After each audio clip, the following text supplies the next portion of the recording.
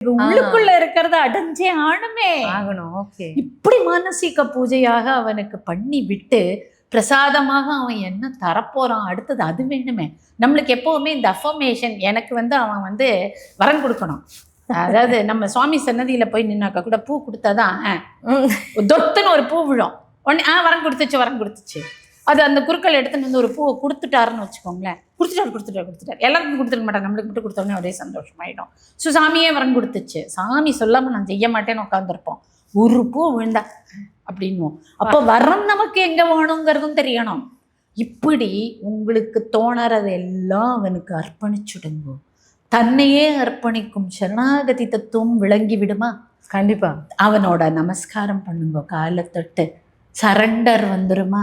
நீயே எல்லாண்டா. அப்படியே கண்ணுல தாரையா தண்ணி கொட்டம் பாருங்க. You will feel the bliss. கண்டிப்பா. கண்ணுல தாரையா அவனை உள்ள வச்சு ஒரு ஸ்டெப்லையும் அவனை வர்ணிக்க அவனுக்கு நம்மளால முடியாததை கூட கொடுக்க நம்ம கண்ணுல தாரையா தண்ணி வரும். முருகன் வழிபடுறதுக்கு இதை விட பெஸ்ட் வழி இருக்க முடியாது. இப்படி வழிபடும் போது உங்களுடைய பிரார்த்தனைகளை சொல்லுங்க.